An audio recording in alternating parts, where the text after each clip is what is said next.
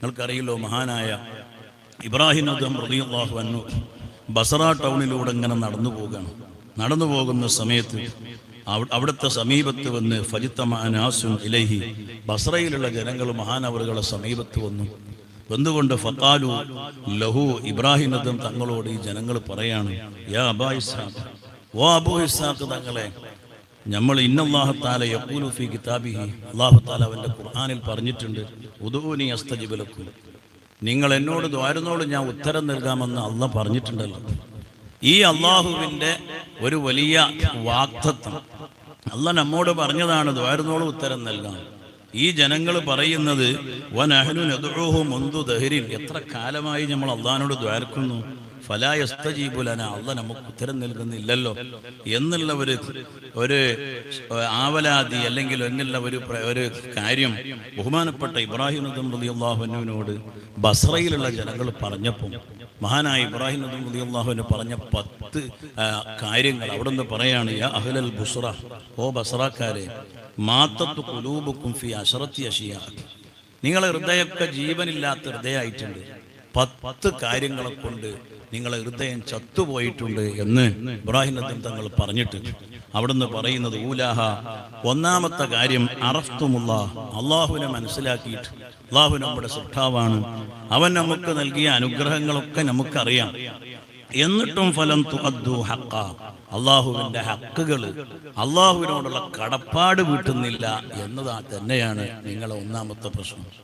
രണ്ടാമത്തെ കാര്യം പറഞ്ഞത്, ഖറഅ്തും കിതാബല്ലാഹ്, അള്ളാഹുവിന്റെ ഖുർആൻ നിങ്ങൾ പാരായണം ചെയ്യുന്നവരാണ്, പക്ഷേ വലം തഅമലു ബിമാ ഫീ, ഖുർആനിൽ പറഞ്ഞതുകൊണ്ട് നിങ്ങൾ പ്രവർത്തിക്കുന്നില്ല, ഖുർആനിന്റെ സന്ദേശം ഉൾക്കൊണ്ട് ജീവിക്കുന്നില്ല, ഖുർആൻ പറയുന്ന വിഷയങ്ങൾ ജീവിതത്തിൽ കൊണ്ടുവരുന്നില്ല.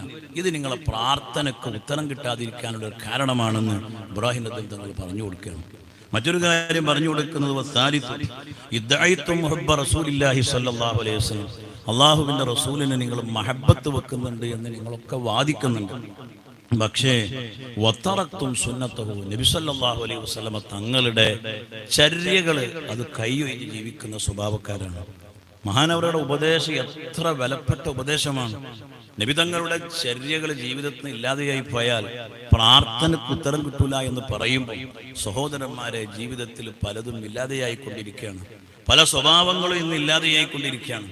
ഇന്ന് നമ്മുടെ ജീവിതത്തിൽ, നമ്മുടെ രാജ്യങ്ങളിലൊക്കെ ഇന്ന് വളരെ ബിദ്അത്തുകൾ വളർന്നുകൊണ്ടിരിക്കുകയാണ്. എവിടെ നോക്കിയാലും തബ്ലീഗ് ജമാഅത്ത് അങ്ങനെ തുടങ്ങി ഇന്ന് നല്ല കോലത്തിലും രൂപത്തിലും താടിയും അതുപോലെ തസ്ബീഹുമാലയും വെച്ചുകൊണ്ട് ജനങ്ങൾക്ക് മുന്നിലിറങ്ങിയിട്ട് ബിദ്അത്ത് വിളമ്പുന്ന ഒരു കാലഘട്ടമാണ്. പലരും അറിയാതെ താടിയുള്ള ആളാണല്ലോ, അല്ലെങ്കിൽ ഒരു പണ്ഡിതനാണല്ലോ, ഒരു ഉസ്താദാണല്ലോ എന്നൊക്കെ തെറ്റിദ്ധരിച്ച് അയാൾ പറയുന്നത് ദീനാണെന്ന് മനസ്സിലാക്കി പോകുന്ന ഒരു കാലഘട്ടമാണ്. വളരെ വളരെ ശ്രദ്ധിക്കണം, ഞാൻ ഓർമ്മപ്പെടുത്തുകയാണ്. പ്രത്യേകിച്ച് ഓൺലൈനിലൂടെ നമുക്കറിയാം ഇന്ന് പല ഗ്രൂപ്പുകളും വളരെ വ്യാപകമായ കാലഘട്ടമാണ്. വളരെ ശ്രദ്ധിക്കണം. ആവശ്യമില്ലാത്ത ഗ്രൂപ്പുകളിലും അതുപോലെ തന്നെ ഈ വാട്സപ്പ് കൂട്ടായ്മയിലൊക്കെ പെട്ടുകൊണ്ട് നമ്മളൊരിക്കലും ഈമാൻ നഷ്ടപ്പെടുത്തരുത് എന്ന് ഞാൻ ഓർമ്മപ്പെടുത്താണ്. ഈ അടുത്ത് എനിക്ക് ഒരാളൊരു മെസ്സേജ് അയച്ചു. ഞാൻ ആ മെസ്സേജ് കണ്ട് കുറേ കരഞ്ഞുപോയി. കാരണം ബഹുമാനപ്പെട്ട ശൈഖുന ഉസ്താദ് അവറുകളെ നിസാരപ്പെടുത്തി വളരെ മോശമായി ചിത്രീകരിച്ചുകൊണ്ട് ഒരു തലപ്പാവുള്ള അതുപോലെ ഒരു പച്ച ടർക്കിയൊക്കെ തോളിലിട്ടിട്ട് ഒരാള് അദ്ദേഹം ബഹുമാനപ്പെട്ട ഉസ്താദിനെ പറ്റി പറയുന്ന വാക്കുകൾ കേട്ട് ഞാൻ കരഞ്ഞുപോയി. ഞാൻ എന്നിലേക്ക് അയച്ച സഹോദരൻ്റെ അദ്ദേഹത്തിൻ്റെ വാട്സപ്പ് നമ്പർ ഞാൻ ബ്ലോക്ക് ചെയ്ത് വെച്ചു. കാരണം വല്ലാത്ത വിഷമം തോന്നിപ്പോയി. കാരണം ഇത്തരത്തിൽ ഒരു വിവരമില്ല, ഒരറിവുമില്ല. ആരാണ് പണ്ഡിതന്മാർ? അവർ ചെയ്യുന്ന സേവനങ്ങളും പ്രവർത്തനങ്ങളും ഒന്നും അറിയില്ല. അറിയാതെ ആരോ വിട്ടുകൊടുത്ത ഒരു മെസ്സേജ് നമ്മളിലേക്ക് കൈമാറുകയാണ്. സഹോദരന്മാരെ ശ്രദ്ധിച്ചേ പറ്റൂ. നബി സല്ലല്ലാഹു അലൈഹി വസല്ലമ തങ്ങളുടെ ചര്യകൾ ജീവിതത്തിൽ എപ്പോഴും നമ്മളിൽ ഇങ്ങനെ കണ്ടുകൊണ്ടിരിക്കും. അപ്പോഴേ നമുക്ക് രക്ഷയുള്ളൂ. ബിദ്അത്ത് നമ്മളിലേക്ക് കടന്നു വന്നാൽ ഒരിക്കലും രക്ഷയില്ല. അവന്റെ ജീവിതം തകർന്നുപോയി. അതാണ് മഹാനവറുകൾ പറഞ്ഞത്, ഇദ്ദഅയ്തും ഹുബ്ബ റസൂലില്ലാഹി സ്വല്ലല്ലാഹു അലൈഹി വസല്ലം, നബിതങ്ങളെ മഹബ്ബത്ത് നിങ്ങൾ വാദിക്കുന്നു, പക്ഷേ ആ മഹബ്ബത്തിനെ അനുസരിച്ച് നിങ്ങൾ പ്രവർത്തിക്കുന്നില്ല. വതറക്തും സുന്നത്തഹു, അവിടുത്തെ ചര്യകൾ നിങ്ങൾ ഒഴിവാക്കി ജീവിക്കുകയാണ്. നാലാമത്തെ കാര്യം, ഇദ്ദഅയ്തും അദാവത്ത ശൈത്താൻ, ശൈത്താന് ശത്രുവാണെന്ന് നിങ്ങൾക്കറിയാം, നിങ്ങളത് പറയുന്നുണ്ട്, നിങ്ങളത് വാദിക്കുന്നുണ്ട്, നമ്മുടെ ശത്രു ശൈത്താൻ തന്നെയാണെന്ന് പറയുന്നുണ്ട്.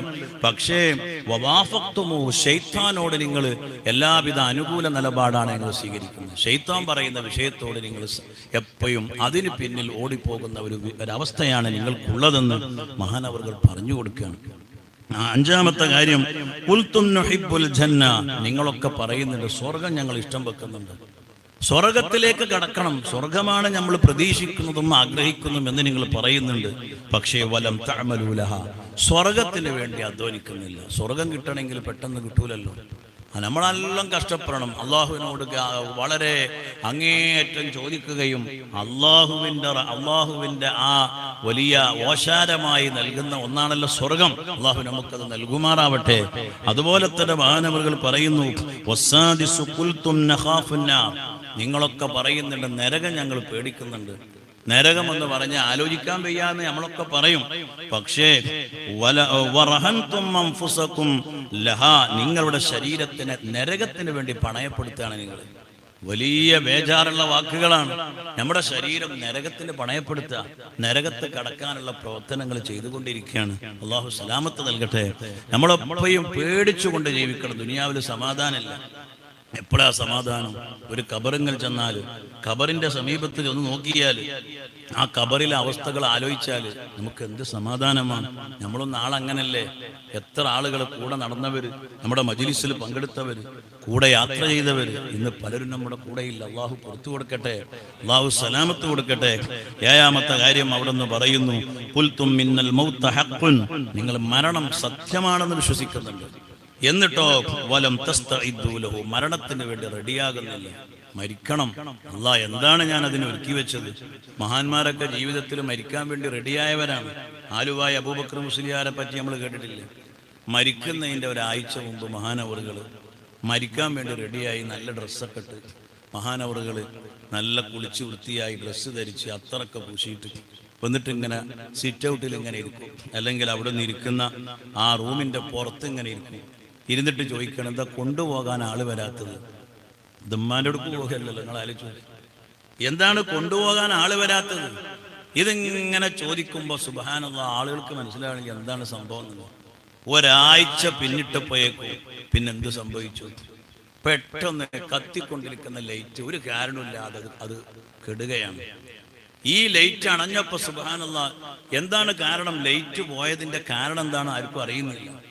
അങ്ങനെ വീണ്ടും അത് ലൈറ്റ് തെളിയുന്നു, വീണ്ടും അത് ലൈറ്റ് അണയുന്നു. ഇതിങ്ങനെ 2-3 തവണ ആവർത്തിച്ച് നോക്കുമ്പോൾ സുബ്ഹാനല്ലാഹ് ആ സമയത്താണ് മഹാനവറുകൾ ലോകത്തോട് വിട പറഞ്ഞത്.